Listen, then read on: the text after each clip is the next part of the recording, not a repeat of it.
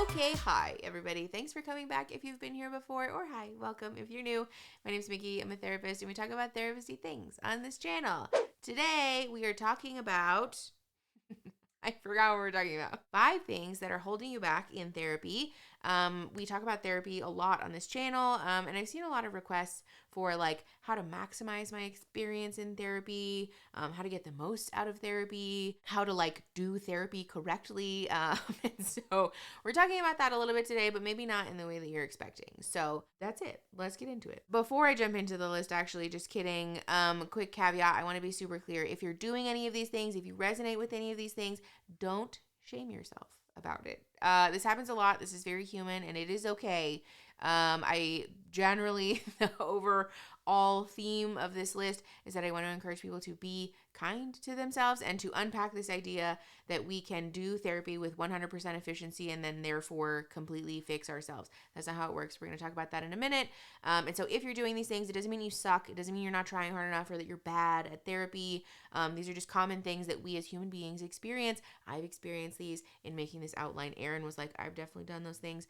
So be kind, be nice to yourself about it. Thing number 1 is that you're trying to win. The reason I put this at the top of the list is because a lot of times when we are experiencing like a slowdown or like we're feeling stuck in therapy, it can be because we have this perception that in order for us to heal or accomplish the work that we're trying to accomplish, that we have to do everything correctly, right? I have to be a gold star, A+ student in therapy. I have to do all of my homework, listen to all of the things my therapist says, take furious notes every time I'm in therapy, and complete all of my assignments outside of therapy, and then I'll win. Then I will be a perfectly self-actualized human being. And like, listen, I love that. I really appreciate that as a person who has done this. I get it, but it doesn't work that way.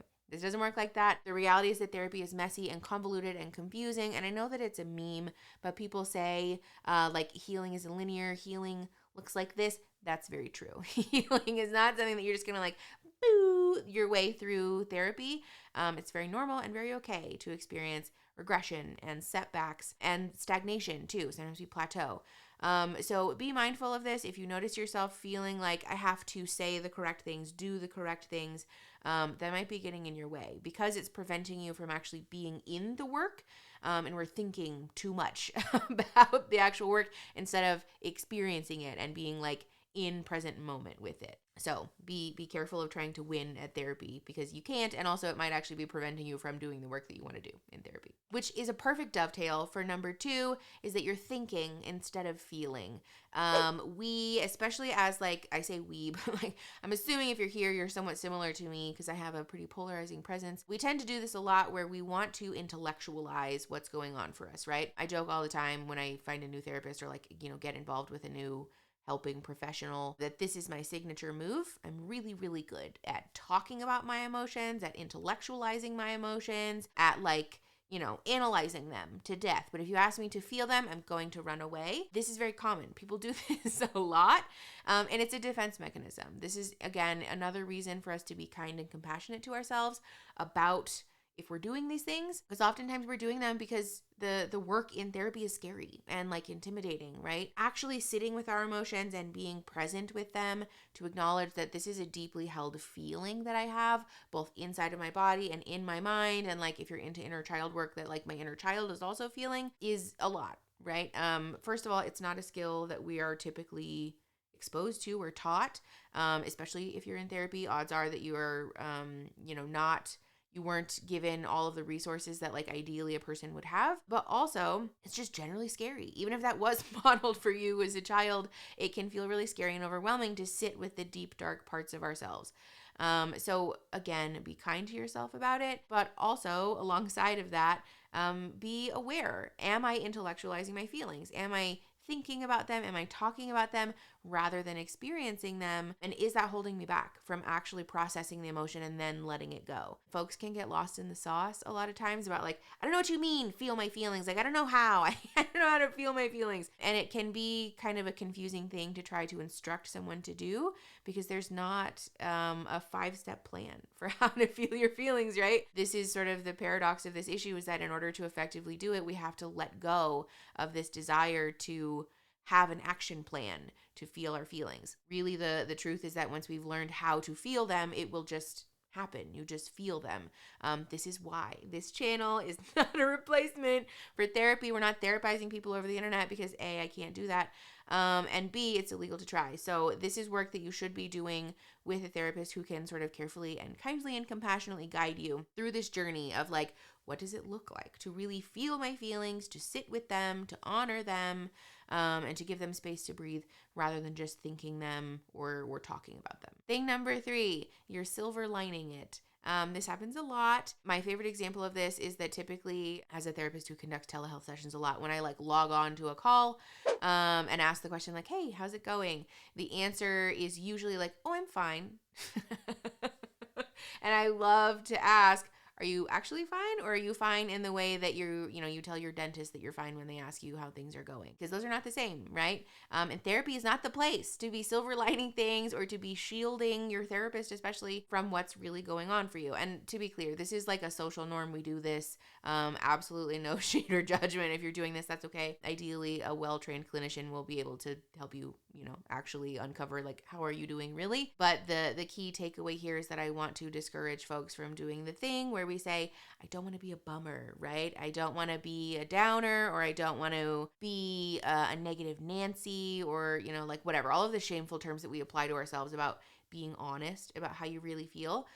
Because therapy is the place. Therapy and therapists are the place and the people where it's perfectly normal and acceptable to be completely 100% unfiltered, honest about like, actually, no, I'm doing really bad, or like, this is a really hard time for me, or I'm really fucking upset at this person or this set of circumstances. It will take some time, especially if you're new to therapy, to unlearn this impulse to like silver lining things, because this also sometimes looks like saying, yeah, like I can't believe that they did that. It was really hurtful. But it's fine. Like, I guess they're a person too. And they're like, no. That, again, like, this is a perfectly normal social construct. Be kind to yourself if you're doing this, but also practice unleashing or releasing yourself from this, because you don't have to be perfectly objective in therapy. It's not your work to be saying, I guess it'll all work itself out. Therapy is the place where we can be honest that, like, logically, sure, maybe I do know that this thing might work itself out eventually, but I'm still really fucking scared about it, and I feel really bad that this is happening, and I don't know what to do about it, right? It is okay, and I would argue encouraged. This is how we do the work of processing emotion, letting emotion go, validating ourselves. All the things is by being honest about what's going on. And so if you find yourself doing this, using these like turns of phrase where we try to minimize the impact or like gloss over top of it, it's also okay to catch yourself doing that and be like, actually, no, I don't know why I just said that. Or like, I just said that, but I didn't mean that. Any and all good therapists should be here for that and saying like, actually, yes, wow, I'm so excited. I'm so proud of you for catching yourself and doing that. Tell me more about how you really feel, right? Like, let's be honest about what's really going on. The silver lining thing, again, can just get in your way of like feeling the feelings instead of thinking or talking about them. But it can also be a way of subconsciously or like accidentally invalidating yourself.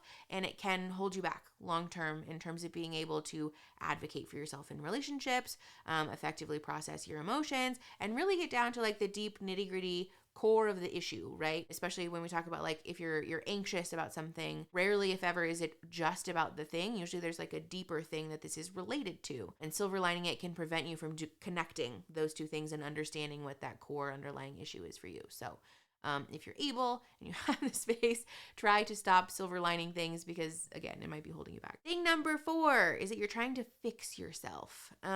This might seem kind of pedantic and like nitpicky about the language, but hear me out. If you are a person who goes into therapy with the perspective that you are broken or bad or deficient in need of fixing, you might be holding yourself back, because I tell my clients this all the time, to the degree that it's probably annoying. But if we go into self-work, right? Like working on ourselves and our stuff with a flamethrower, there's going to be residual damage. There's going to be collateral damage, right? The way that we heal the parts of ourselves that are no longer helpful to us, that are no longer functional to us, is not by lighting them on fire and trying to banish them to like the depths of hell, right?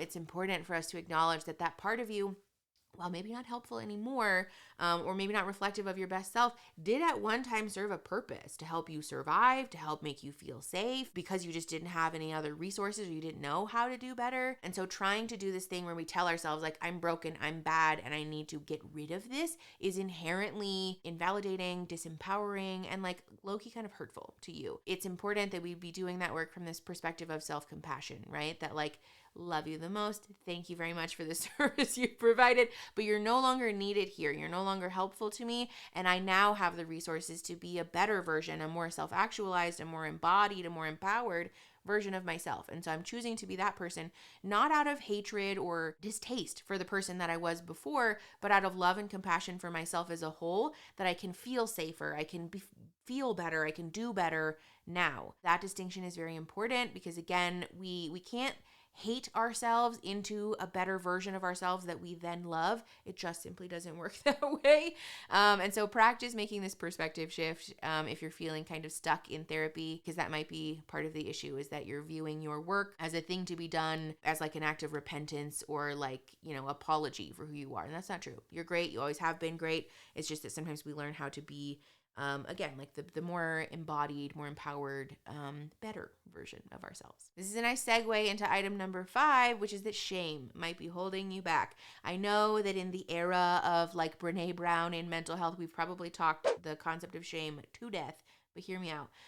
Shame is an important thing for us to be aware of in therapy because it's sneaky. It's a sneaky little guy and it will pop its head up in places that we don't expect. And oftentimes shame is a really integral piece, or challenging shame anyways, is an integral piece of growing and evolving in therapy. In the same way that we talked about how viewing yourself as like a broken thing to be fixed is not helpful, carrying shame about the past versions of ourselves, about the work that we need to do, about the problems that we have, will hold you back. Again, when we are in therapy, it's usually because there's something happening for us that doesn't feel good, that's not working for us, that we need help with. But if we're going into therapy with the attitude that us not feeling good, needing help with something, needing to change something is embarrassing or bad or reflective of us being deficient, that's going to hold you back. This perspective shift is important. And again, I know that this seems kind of like nitpicky, right? Like, who cares? Like, I'm going to therapy, I'm doing the thing. Like, what does it matter if I maybe have a little bit of contempt for myself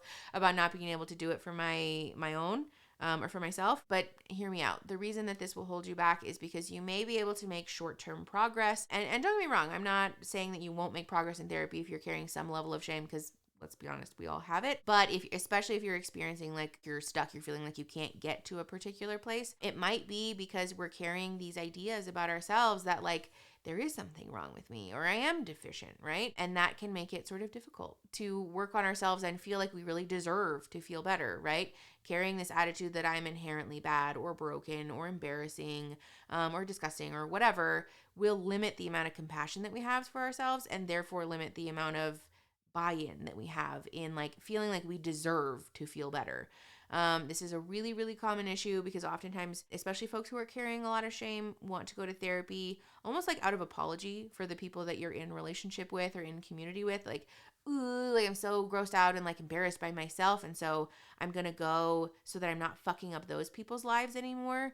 And like, it's not about me, but it's really, really important that we make the shift to believing that like, yes, am I more fun and like more, I don't know, compassionate, kind, interesting, whatever, to be around when I'm the best version of myself? Yeah, probably. But also, I just fucking deserve to feel at peace, right? I deserve a goddamn break. I deserve to feel empowered and embodied and safe as myself. Doing that work is oftentimes when we see people start to like level up into a different level of self-compassion and feeling like comfy with who you are. There's like a whole different level of confidence and self-assuredness that comes with feeling like, yes, I am doing the work and I'm doing it because I know that I'm great and I deserve to feel safe and comfortable and like, all of the things. So that's just the 5 things that I have for today. There are a whole bunch of stuff or a whole bunch of things that could be holding people back in therapy. If you guys want to see more videos like this, let me know. Generally, again, I want to be super clear. Be kind to yourselves. We all hit roadblocks in therapy. Again, I just want to own openly that even as a clinician who helps other people, I have very much had these moments with my own therapist being like, You're doing the thing again. And so this is human. This is normal. It is okay to feel stuck in therapy, to be having a hard time, and to take your time with overcoming some of these things because they're hard and they're scary, and being a human is overwhelming sometimes. So big love to you if you're in therapy and working on yourself, and high five. I'm sure you're doing a great job. So be kind to yourself, and that's it. Like the video if you like the video. Subscribe to the channel. We do make videos like this, and we do a cute pop culture moment every now and again, so I'd love to have you stay and share the video to help the channel grow and to help each other grow, and I will see you guys next time.